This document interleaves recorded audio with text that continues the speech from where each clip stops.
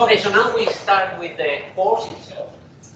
So the course has been taken, as I told you, from the slides of this person, and, and you can see this is 10 years old, but the concepts are so basic that even at that time almost they were all valid. So today what we will see is what we will cover in these 20 lectures.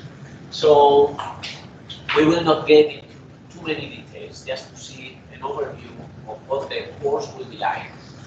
And so these are the topics. So the first 10 are in the first partial exam. And the thing is, we have to deal with images, and then to deal with images, you need somewhere to record the image, and this image is formed by objects that are outside. So you have an object, you have an imaging system, and this imaging system records the image into some device. And typically, this can be a real world object, this is a lens or any other kind of optical device, and then you record the image in some, typically now, in some digital device, but you have also analog devices, films, or now films are not so much used, and what we have are some kind of digital cameras. And then you need a source of energy. The source of energy can be light, can be electrons, can be whatever kind of typically electromagnetic energy that is somehow interacting with the object and then forms an image here.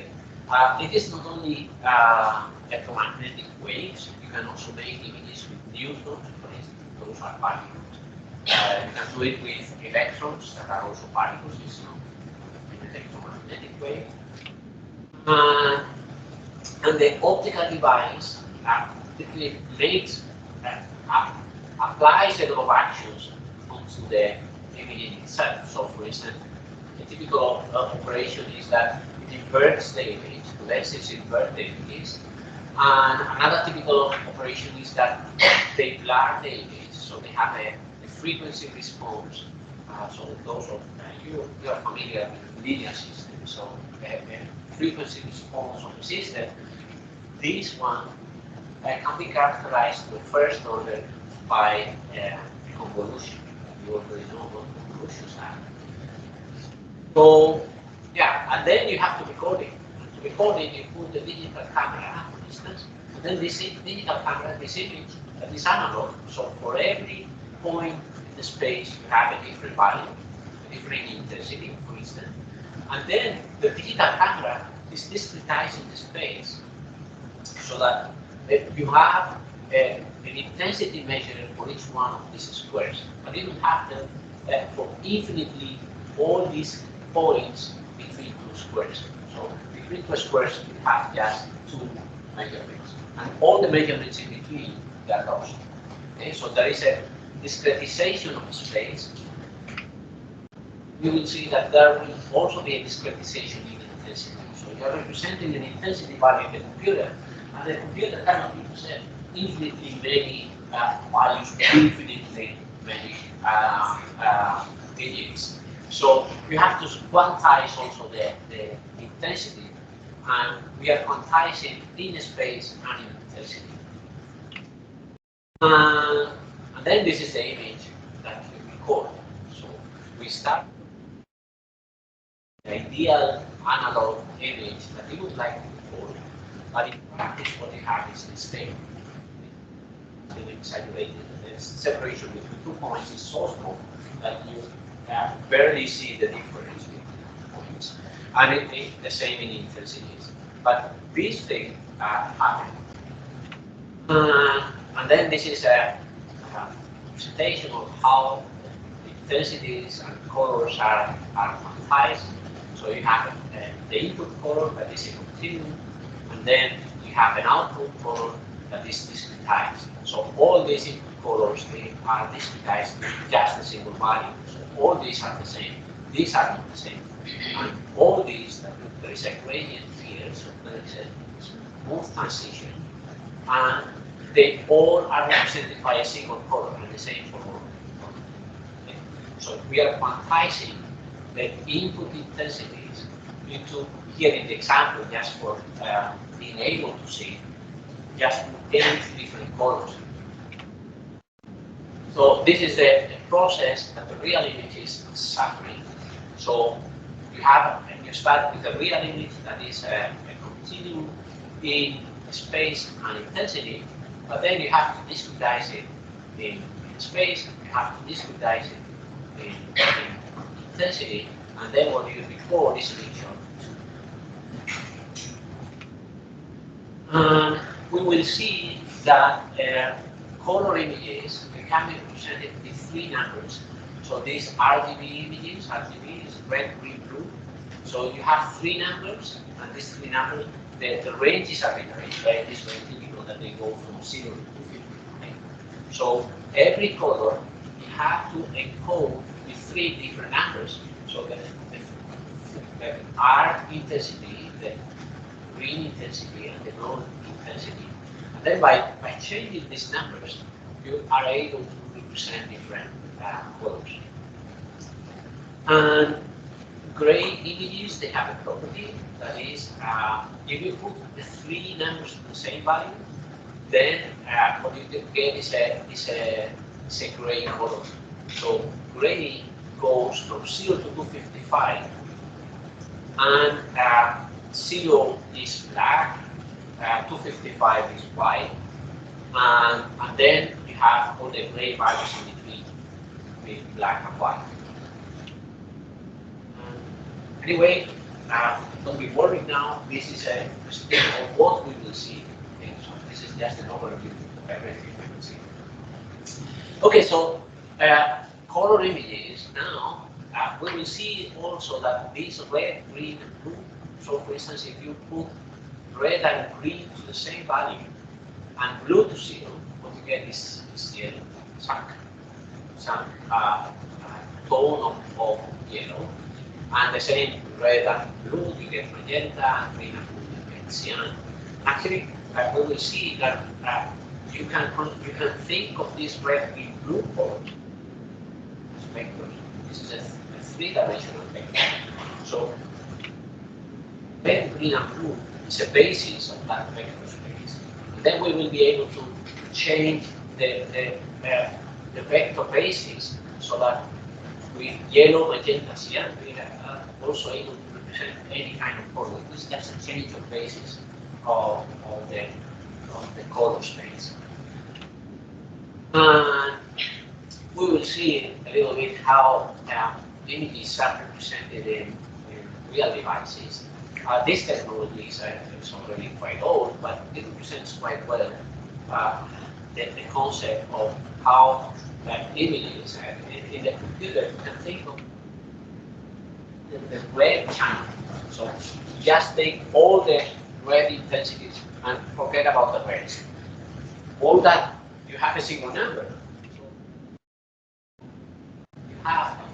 If you just consider the red intensity, you have is a gray image, but in red. And the green image is also a gray image, but in the green channel, and the same for the blue. Now you can make 3 different representations. One, you go somehow to some red illuminated device, and the intensity of this device is controlled by this image. And then you have a red image like this, and then the same for the green, the same for the blue. And when you combine the 3, what you see is the standard color image. And this is a very basic technology, but all the current technologies, they are somehow modifications of this one. And we will have a lecture on possible operations that we can do on images, and the first one will be this point processing. So you take every pixel and you transform it in some way. And so let's say that this is our original image, and then we can increase the brightness, decrease the brightness, increase the contrast, decrease the contrast. We can do some kind of operation that is called gamma transformations. This is positive gamma transformation and negative gamma transformation. We can do operations with histogram, and we can do many different operations, but point by point. So that is why this is called point processing. And then we will have a lecture on how our eyes perceive the colors. So this is a little bit the anatomy of our eye and how we see the colors. And you will see that there are very nice tricks that our brain is doing to interpret the images. And yeah, I guess then I added a little bit on how the retina is formed, the image formation, this process that I told you from the analog image to the digital image, and watch this video. And we will see this, so how the retina is made of cells that are reactive to light, and what is the spatial distribution of these cells, and is somehow represented there. We will see all these things in later along the course. How the retina is the eye. This is the part that has a larger spatial resolution. What is the cells that are reactive to light? Frequency response of these cells. We will see that they have different frequency responses. So some of the cells are more responsive to blue light, some other cells are more responsive to red light, and so on. How all these responses can be organized to make a color space. So this ordering of the colors is not arbitrary. It's based on how our cells respond to light. And more on this color perception, so we will see that these reception that we have in the eye, the brain is represented in some other way. And then this some other way is a kind of generalization of how we represent colors. In this color space, these vectors can be represented in many different ways. And the one chosen by the brain is fine. We can define many others that somehow resemble this one. But all these, they share a characteristic, that is, they somehow encode the intensity, how much light we are receiving, independently of what is the wavelength. And that we will call intensity, luminance, or radiance, or whatever. And what are the colors? So we will have to two different pieces of information. One is how many photons, and then what are the wavelengths of those photons.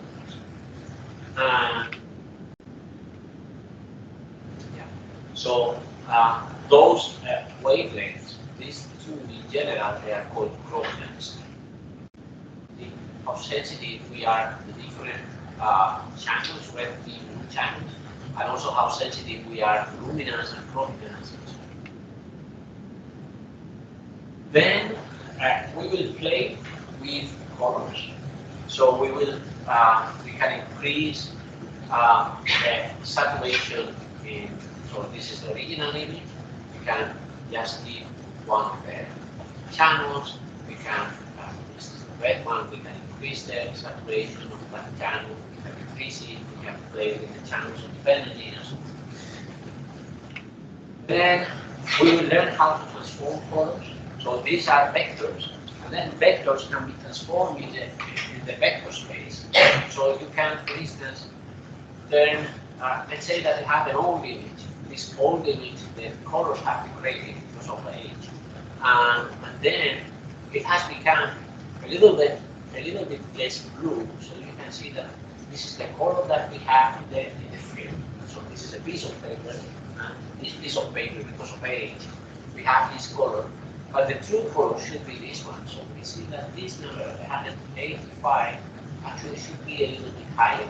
So we can make color transformation. So we can look for some function phi that transforms these vectors, and then we are correcting the forms.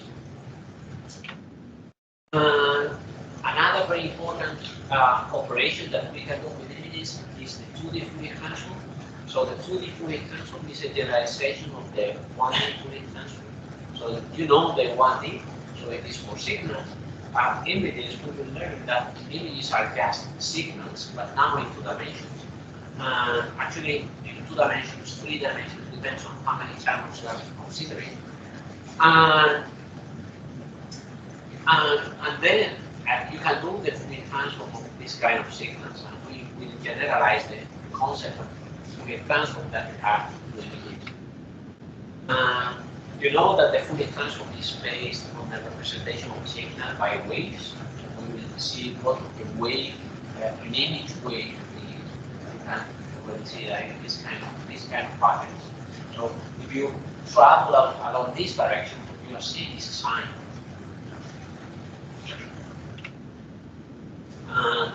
There is a new concept when you work with images that doesn't happen with the 1D waves. So in the 1D wave, you have amplitude, you have frequency, and you have phase. But now, in 2 dimensions, you have an extra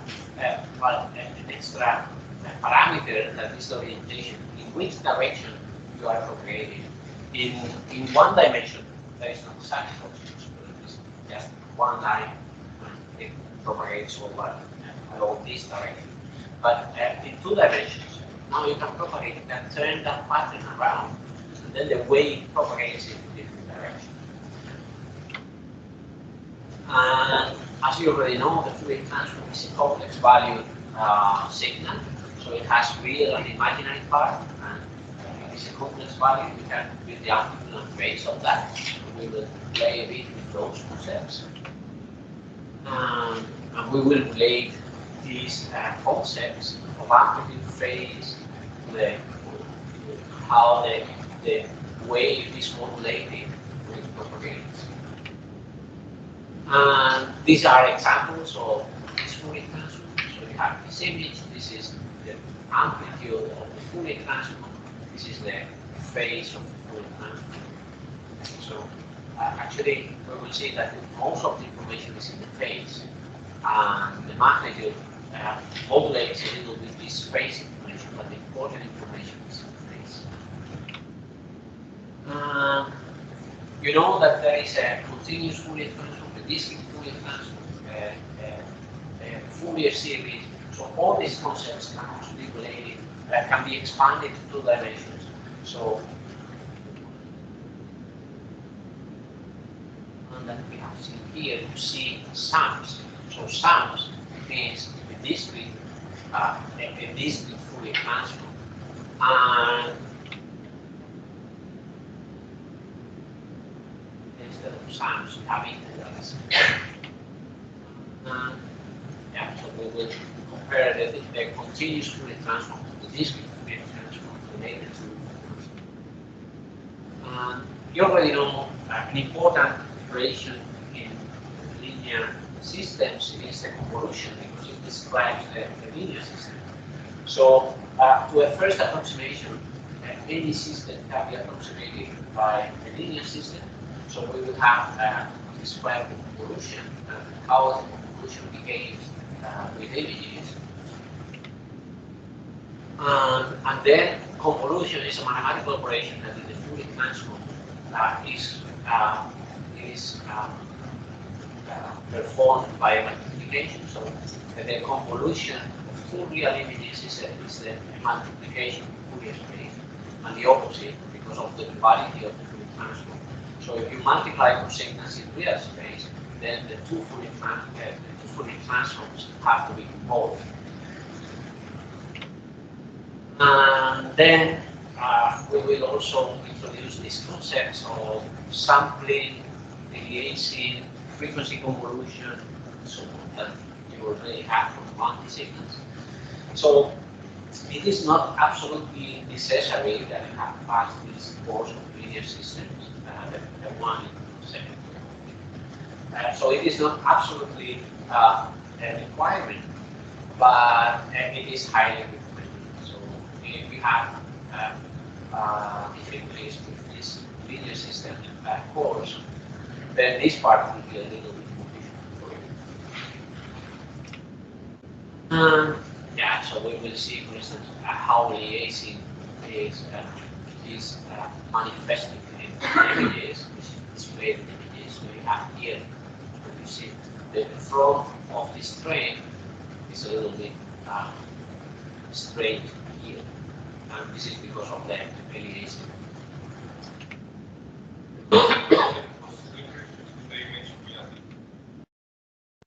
Top B and D. This is the spectrum. This is the spectrum. So each one is the spectrum of the other one. So this is the spectrum with aliasing and the spectrum without aliasing. So in the spectrum, yeah, here you don't see much. The differences are here, at high frequency. And you can try to figure out what the differences are just by looking. Yeah, they're not easy to see. Yeah, this question is interesting. Why do we see here and we cannot see the differences here? Why do you think it is that?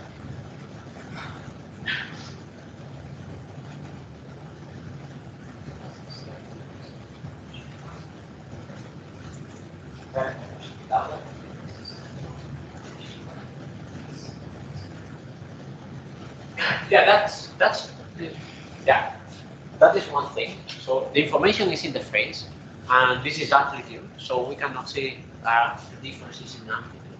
But if I show you the phase Fourier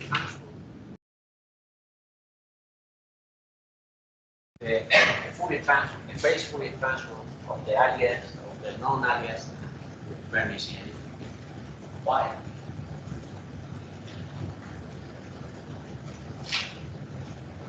Because our visual system and brain have evolved to see real space. We cannot see Fourier space. Actually, this is interesting. Our ears, they have evolved to hearing Fourier space. So hearing Fourier space, but we see real space.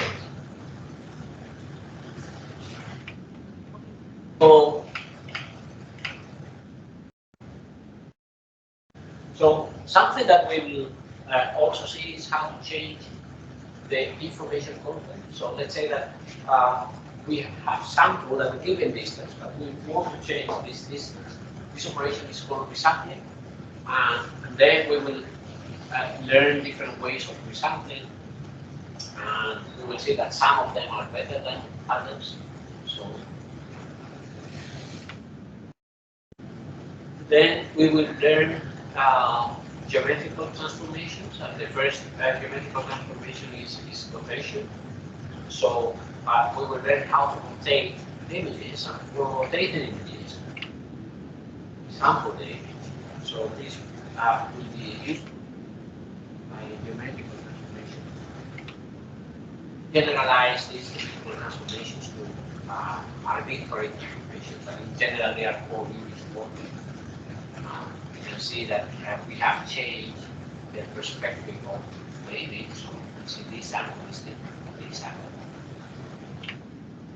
And you can, by making these geometrical transformations, so let's say take a couple of pictures of the same object, the perspective is different.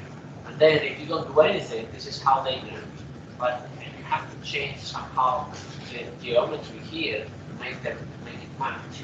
So by one of these operations, you use both the two sides of the picture, so the right side of this picture and the left side of this picture to make them match. So you can have this thing here, correct? But you see that to do this matching, you have to restore the space. And distort the space because the lens have already distorted the space. But the lens is taking a perspective image. This is a spatial distortion. And then you have to undo the spatial distortion to make it. Then we will see operations that you can do in Fourier space. So filtering is one of them. This is a low-pass filter. So you take the Fourier transform. So this is the original image of the Fourier transform. Then you convolve with a Gaussian whose impulse, whose frequency response is this one. And then when you do the inverse Fourier transform, this is what you get. So you are blurring the image. And blurring is not necessarily bad, it depends on what is the preference. And you can compare the original with the blurred image. And you can do the opposite, high pass filters. So this is a high pass filter image, this one. Then you can also do some other kind of filters. We will call them spatial filters in general. So this is the original. This is some blurring, but not done in Fourier space, but in real space. And you can use a blurred version to sharpen the images. So blurring, if you put it into some higher order operation, then they can produce these sharpened images. You can do bandpass filters, some other kind of filters, so learn all these operations. And yeah, so we will learn also how to correct for these motion blurs, for instance.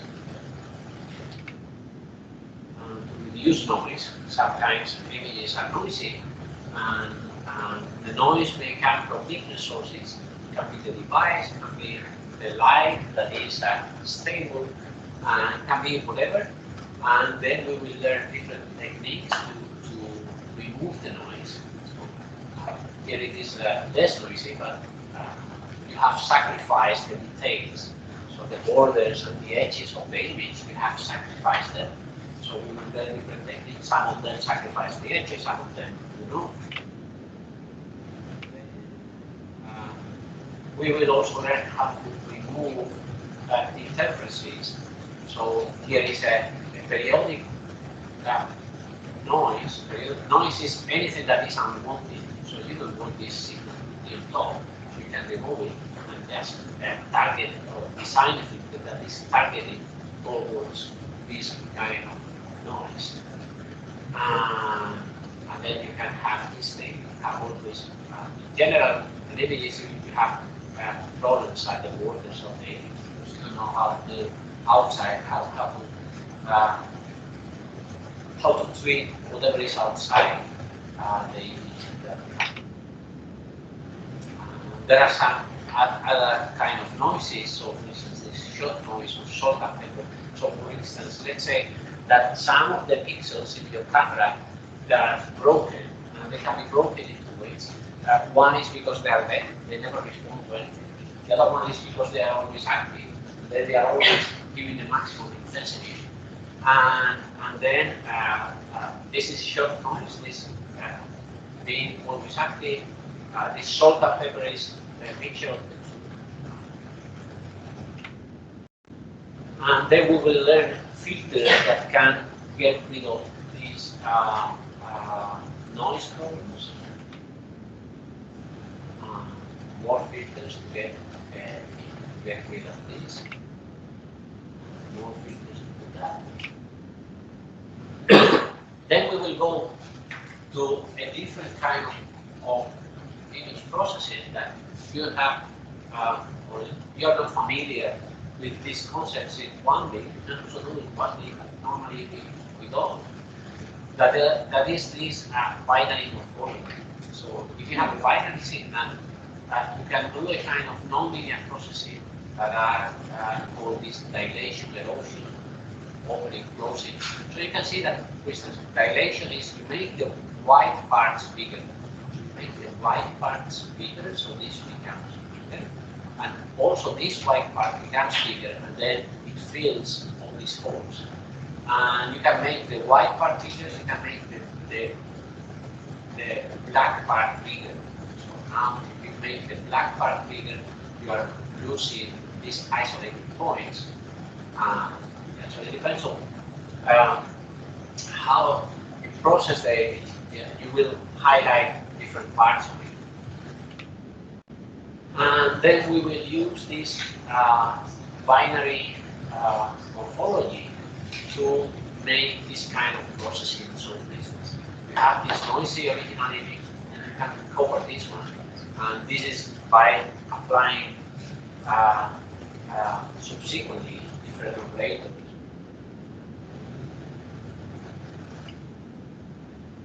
And you can do the same with grading, not only with black and white, but with the whole gray. We will extend this binary morphology to a grayscale morphology. And then with the grayscale morphology, we can transform this one into this one to make it like more or less, depends on what you want to highlight. And then at the end, at the last lecture, will be about how to save images. And we will see a file format that is very much used, that is JPEG. So in effect, all the cameras are recording images in JPEG. And what we will see is that very large images with a lot of pixels, so let's say you have 5,000, almost 5,000 times 5,000, that originally, if you want to keep the color vectors for all those pixels, you would need 127 megabytes. Save it down to just 12 kilobytes and without a significant loss of color. So we will learn what is a tree. Compress this in 10,000. So this 1,000 times smaller, and we will learn what is a trick to make this saving. If you don't lose anything, you see it's 12. So we see 11 here, but 12 is without any loss. But you see that 11, that is almost the highest quality, is only 52 kilobytes instead of the bytes that you would need if you want to keep all the numbers. Yeah, no compression. Compression is here. Compression is 200 kilobytes. So we will see what are the tricks to make this happen.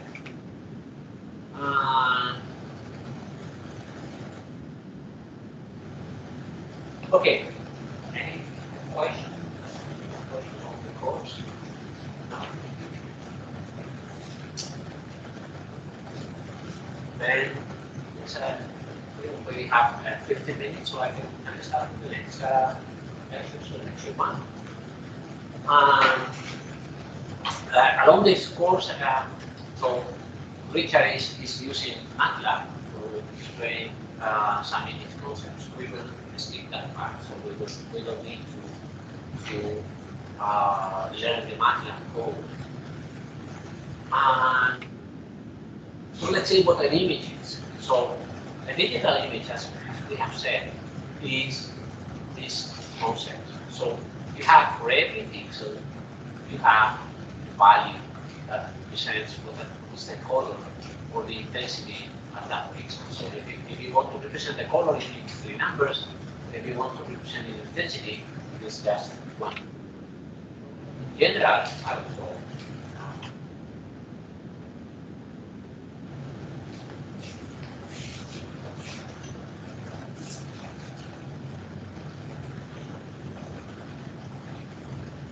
Okay, so in general, let's say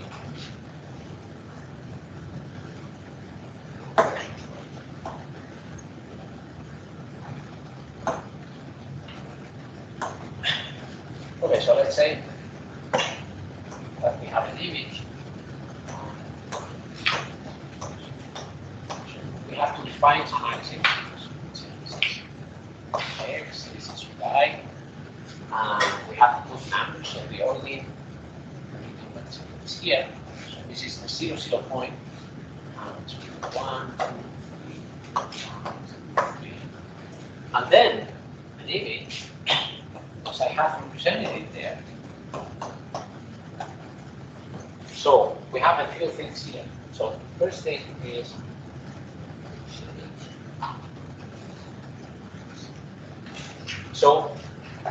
using brackets, square brackets.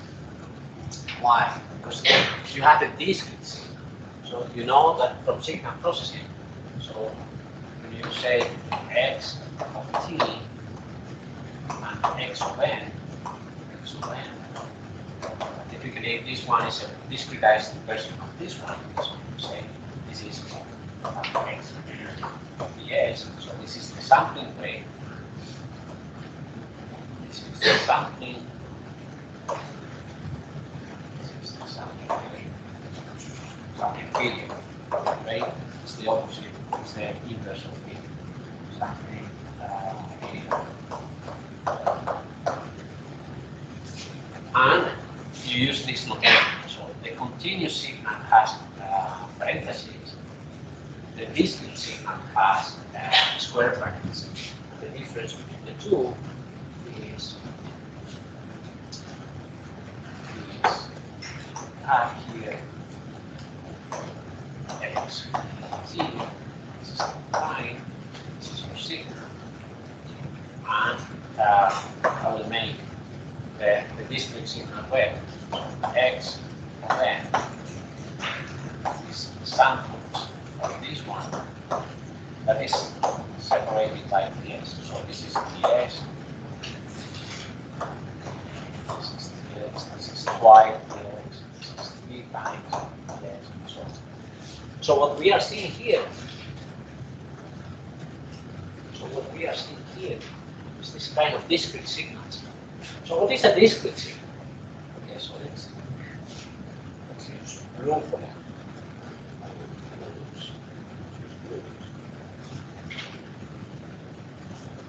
Okay, so this is a signal. So the signal is something that takes R values. These are my R values, and they are transformed into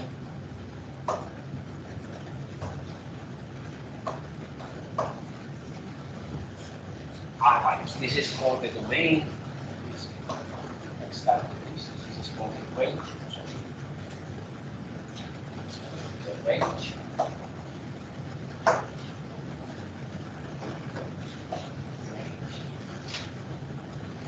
And this one here. This one here. The domain. So the domain of the analog signal is real, and the range is also real. This one here, the domain is now discrete, and the range is correct. It isn't real now. Okay, so what about this kind of images? So we have the same concept now, but with images. So it's a discrete signal. So the domain has to be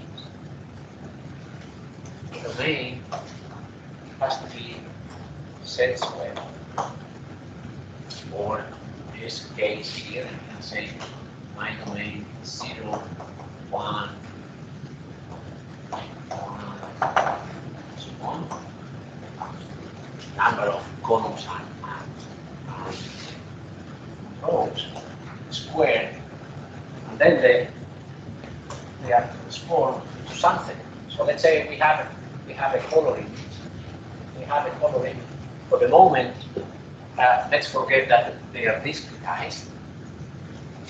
So if they are not discretized, we have a color image. That will be our cube.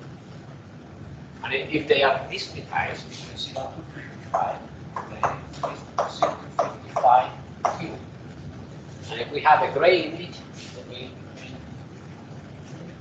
have a better notation because they are discretized. This is not discretized, okay? So better notation with better notation is this one. Actually, you have to be careful with the notation. You have to be strict the way you write your mathematics.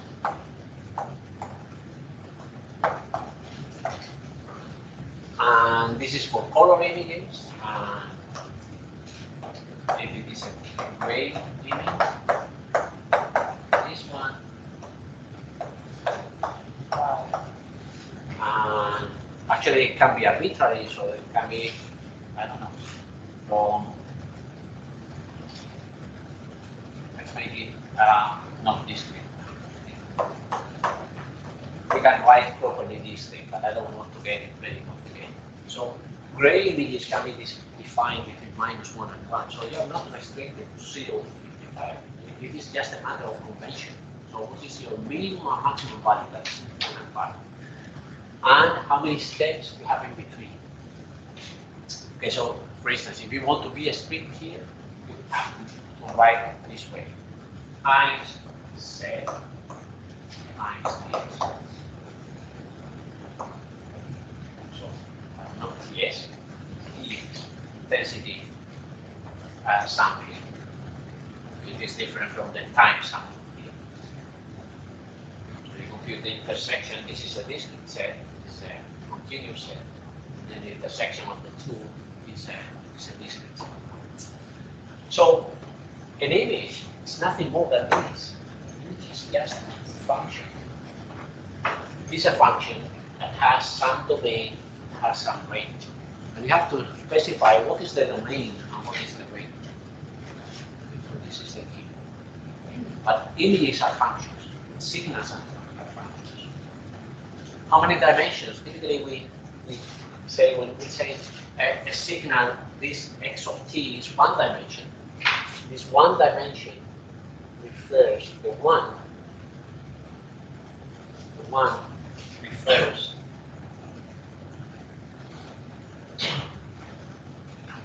refers to the domain. So one dimension is here. It refers to the domain. If you say an image is a two-dimensional image, you're also referring to the domain. The domain is two-dimensional. And the range, we normally don't say the dimension of the range. Okay, but images are functions and signals are functions. Any questions? Okay, so this is what is explained there. There is another important. That is, okay, so if you choose any point, so I choose this point, we have two things. So one is the location, and the other one is the value of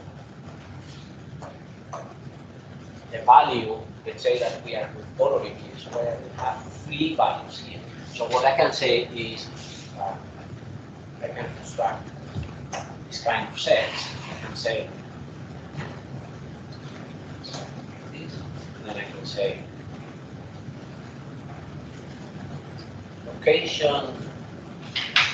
location, this is 1, 3, so location 1, 3, it has the color white, so I can say white, 5, 5,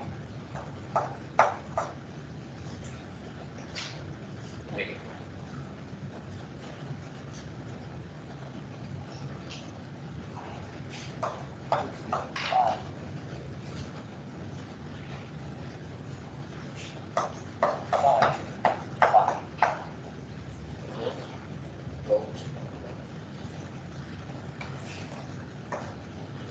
So this is a pixel. So in a pixel you have two things. One is the value, and the other one is the location. The other one is the location. And the two together is a pixel. So to specify an image, you have to say for every location is the value that you have in that image. And all this set, this means set. You see that I have used the same notation here. So a set, so an image is a set of tuples. This thing together is a tuple. So it's a set of tuples where the first element is a location, and the location is two-dimensional, and the second part of the tuple is a color, or it is the value that you have in that. And the value can be anything of this.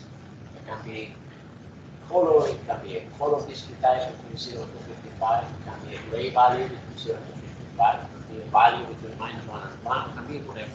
Okay, so you say what your images are. But what is important is that you have to say the location and you have to say the value, because that is the way to specify a value.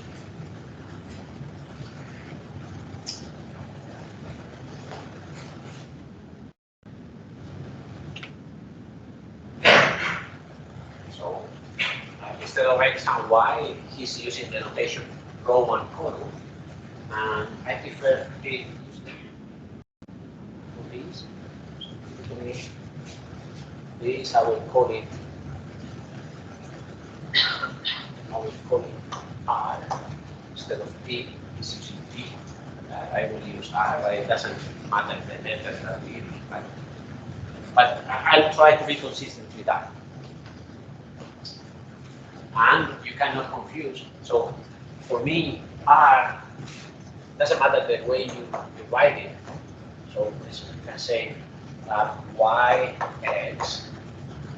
So for me, this is YX. For him, this is